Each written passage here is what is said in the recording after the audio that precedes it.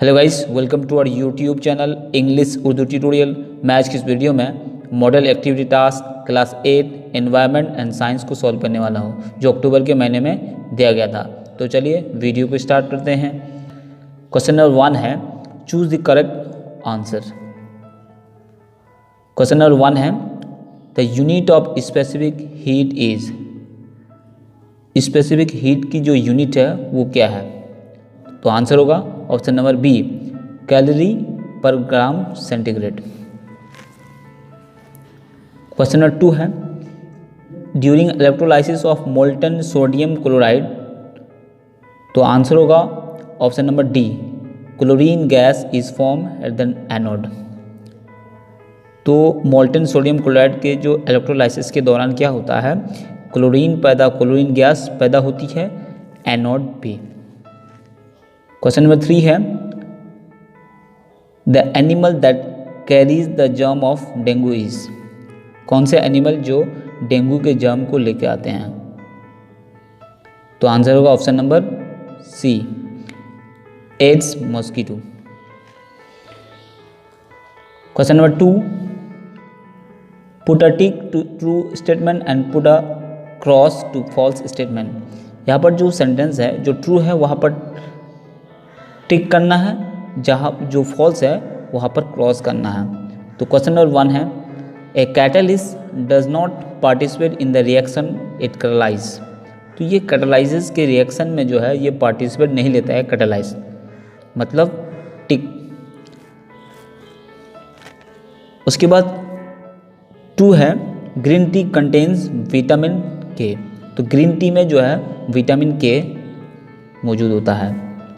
3 है, untreated Suez is use directly in fish culture. Fish culture में जो है डायरेक्टली अनट्रीटेड स्वेज को यूज़ किया जाता है, ये है फॉल्स, मतलब हुआ क्रॉस। क्वेश्चन नंबर 3 है, आंसर इन 1 और 2 सेंटेंस। तो 1 या 2 सेंटेंस में आंसर करना है। क्वेश्चन नंबर 1 है, explain what is mean by transmission of heat through radiation. तो देखिए इसका आंसर होगा रेडिएशन हरारत की मुंतकिल होने का वह तरीका जिसमें किसी मादी वस्ता के बगैर हरारत गर्म शय से ठंडी शय में मुंतकिल हो जाती है, इसे ही रेडिएशन कहते हैं या ईसाई हरारत कहते हैं। क्वेश्चन नंबर 2 है, mention the equations for oxidation and reduction process for the reaction. तो यहाँ पर बताना है कि कहाँ पर ऑक्सीडेशन हो रहा है और किस में रिडक्शन हो रहा है। CuSO4 plus Fe equal to Cu plus FeSO4। तो देखिए यहाँ पर दिखाया गया है ऑक्सीडेशन कहाँ होता है और रिडक्शन कहाँ पर होता है। तो नीचे यहाँ पर देखिए Fe ऑक्सीडेशन, उसके बाद रिडक्शन कहाँ होता है, किस किस में होता है, किस तरह से होता है, यहाँ पर दिखाया गया है। और नीचे देखिए, this reaction is a redox reaction. इस रिएक्शन को बोलते हैं redox reaction. Question number 3, what problems can occur in case of diarrhoea. Diarrhoea के केस में जो है क्या प्रॉब्लम्स आती है? तो आंसर होगा, जब दिन भर में 3 बार से ज़्यादा पानी की तरह पाखाना हो तो इसे खबरदार रहना चाहिए कि क्योंकि ऐसी हालत में जिस्म में पानी की कमी हो जाती है। इस मर्ज में मुब्तला शख्स के पाखाना के साथ खून आता है, जिस्म में हाजमी रतूबत बर्बाद हो जाती है, यहाँ तक कि जिस्म में नमक और एसिड व अल्कली का तवाज़ुन बिगड़ जाता है। तो ये सिम्टोम आते हैं डायरिया में। Question number 3, question number 4, mention two differences between major carbs and minor carbs. तो ये 2 मछली की कैटेगरी है, इन दोनों में डिफरेंसेस लिखना है, 2 डिफरेंसेस लिखना है। तो देखिए major carb, minor carb. Major carb size में बड़े होते हैं, माइनर कार्ब साइज में छोटे होते हैं। मेजर कार्ब तेज़ी से बढ़ते हैं, अमूमन बंद जगहों पर अंडे नहीं देते हैं। माइनर कार्ब तेज़ी से नहीं बढ़ते हैं, अमूमन बंद जगहों पर अंडे देते हैं। नंबर 3, मेजर कार्ब तजारती लिहाज से अहम है, मतलब ट्रेड के लिए बहुत ही, बिजनेस के लिए बहुत ही अहम है, बाज़ार में इनकी मांग ज़्यादा है। माइनर कार्ब ये तजारती लिहाज से अहम नहीं होते। और यहाँ पर नीचे मिसाल शब्द दिया गया है, तो मिसाल शब्द जो है वो डिफरेंसेस नहीं हो सकता, ये ज़्यादा सुइटेबल नहीं माने जाते हैं डिफरेंसेस में। Question number 4, answer in 3-4 sentences. 3 और 4 सेंटेंसेस में आंसर करना है। क्वेश्चन नंबर 1 है, mention 3 observations from which it may be assume that a change that is occurring is a chemical reaction. तो केमिकल रिएक्शन में क्या क्या चेंजेस देखे जा सकते हैं, उनमें से 3 चेंजेस लिखने हैं। 3 ऑब्जर्वेशंस ड्यूरिंग केमिकल रिएक्शन। रंग की तब्दीली मतलब चेंज इन कलर में चेंज होता है। जब फल पक जाते हैं तो फल के अंदर केमिया अमल की वजह से इनका रंग बदल जाते हैं। नंबर 2, एक नए मादे की तश्कील, फॉर्मेशन ऑफ न्यू सब्सटेंसेस।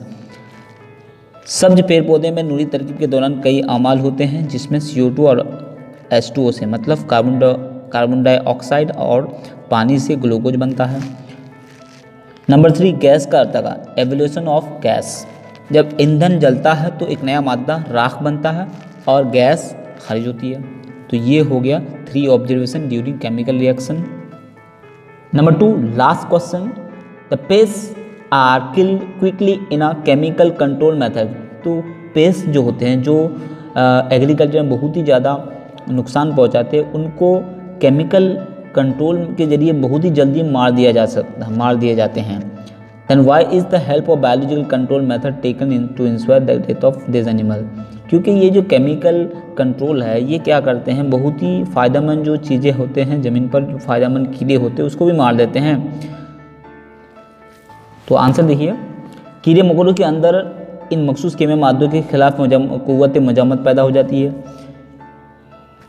दूसरा नंबर है, ये केमिया मादे झीलों और दरियाओं के पानी से मिलकर आबी आलूदगी का सबब बनते हैं। क्योंकि जो ये केमिकल कंट्रोल है ये क्या करते हैं, ये बहुत ही ज़्यादा नुकसान पहुँचाते हैं। जैसे pollution, water pollution, soil pollution करते हैं, एयर पोल्यूशन करते हैं।